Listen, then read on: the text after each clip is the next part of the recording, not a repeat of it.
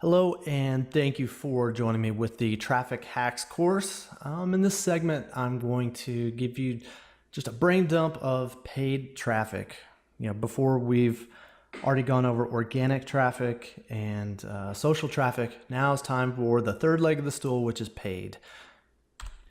So no matter what type of website that you have, an e-commerce store, an Amazon store, an affiliate site, a made for AdSense site, the bottom line is you need traffic for it to work. That's kind of the whole point of having a website anyway. You need to build a fan following, you need to build a tribe, you just need traffic. That way you can get sales and revenue and achieve all your goals. So what I want to do today is dive into the advertising kind of aspect of getting traffic, how you can spend money effectively to generate all the traffic that you need, and you can scale it up. Advertising, paid ads is the easiest and fastest way to scale and profit with a website. Once you have a return on investment, right? Once you know what your customer value is, you know how much you can spend on ads, and then you can just scale it because there are plenty of places to buy ads. So that's kind of the nutshell, or that's kind of the goal of this, is just to give you a high level overview of how all the major advertising channels work. And then you can figure out what applies best to your individual situation. What paid ads are CPA, CPC, and CPM. CPA is cost per action. So that would be someone signing up for your newsletter or signing up for a free software download, or some action that you want them to perform. CPC is probably the most common here. It's cost per click.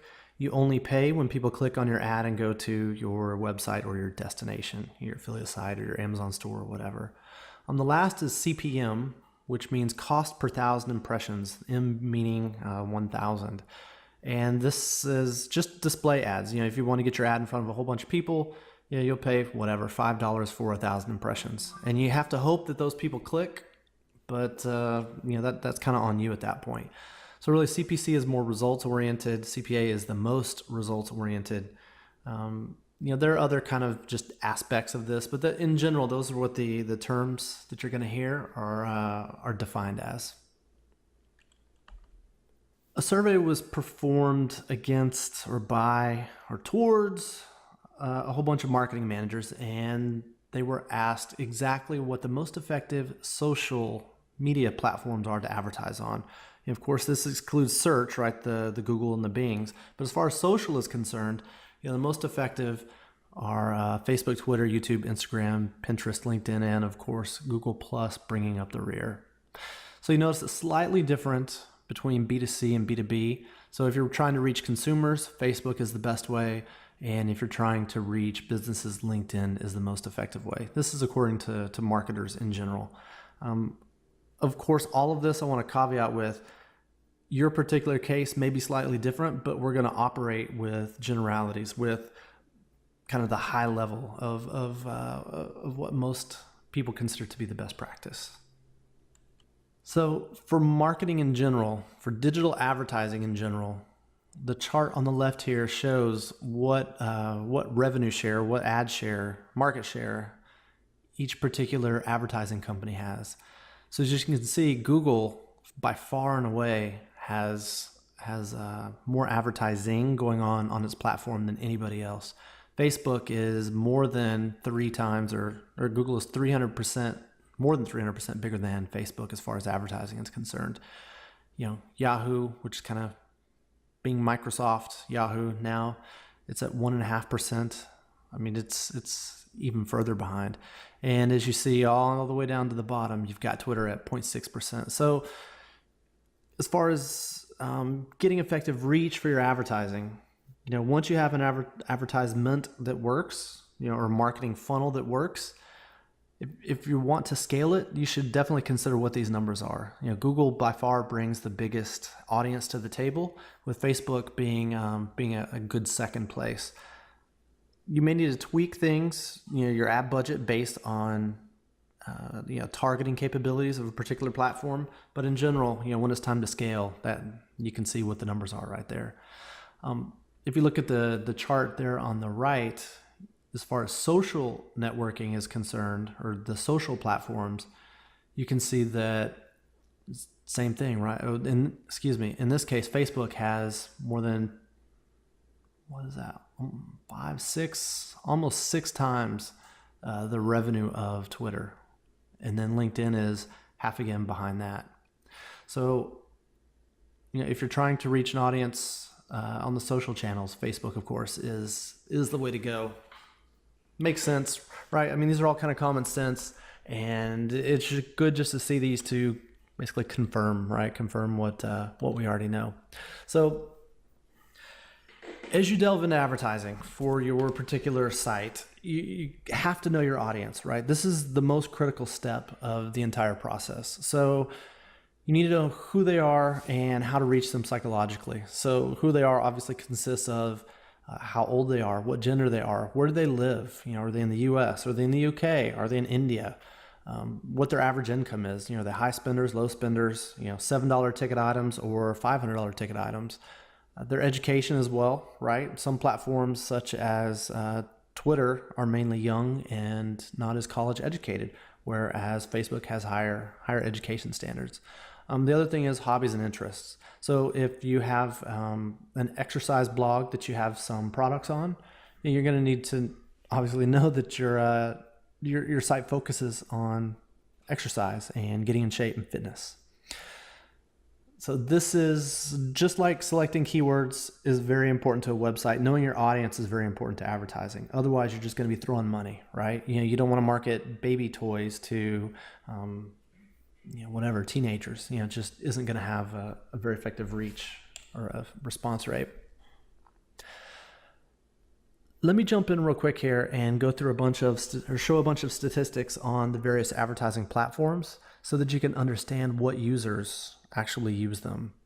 So on the left, we have Facebook, and on the right, we have Twitter. So as you can see, 71% of Facebook users or internet users have used Facebook, while only 23% of Twitter users or internet users have used Twitter. Same thing. You can break down into the race: Hispanic, non-Hispanic, Black, and down into the age as well. So as you can see, Twitter is very heavily skewed towards the younger audience as far as usage is concerned. Only 10% of 65 and ups use Twitter, whereas for Facebook, 56% of the audience is 65 and up. If you look at education level as well, Facebook blows away Twitter, and same thing with income. So Facebook demographics are, in my opinion, much stronger in general than Twitter. But if you're trying to reach a tech-savvy audience, a trend-setting audience, a young audience, Twitter would be more effective in that case. So let's take a look now at Pinterest and LinkedIn as far as usage is concerned. So as you can see, they both have similar usage metrics, with 28% of the internet using them in 2014. But as you can see, Pinterest is heavily skewed towards women, where LinkedIn is basically the same between men and women. So if you're trying to reach females, Pinterest is definitely the way to go. If you look between 2013 and 2014, you can see the trend is men are adopting Pinterest. However, it's just not there yet. If you look at age range, Pinterest is definitely skewing towards the 30 to 64, that middle age for women, with a fair amount of younger 18 to 29s using it as well. College education, well, if you look, LinkedIn is much, much higher than Pinterest. So if you're looking to reach more affluent or more well-educated, LinkedIn is definitely the way to go. So, again, with all these stats, with Pinterest, LinkedIn, Facebook, Twitter, it's important to understand. It goes back to understanding who your audience is and how to reach them, right? So young, Twitter; educated, LinkedIn. You need to super target it, Facebook. It just depends. And same thing with traffic levels, right? You need to match your traffic levels to your budget and find the most cost-effective platform. Okay, before I go any further, I've got to talk about CLV, or customer lifetime value. This is the single most important number that you need to know when you engage in online advertising. So when a customer comes to your site, how much money do they bring to the table and how much money, over their lifetime of that is profit. So once you know exactly how much profit you make off of a customer, then you know exactly how much you can spend before you're losing money.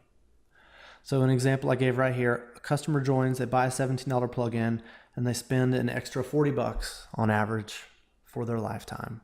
So that is a $57 CLV. And that's assuming all my overhead is taken care of and there aren't any software development costs or marketing costs. So for me, in this example, my CLV is $57. That means I need to spend $56 or less to acquire a new customer profitably. If I spend anything more than 57 bucks, I'm losing money and I need to rethink what I'm doing.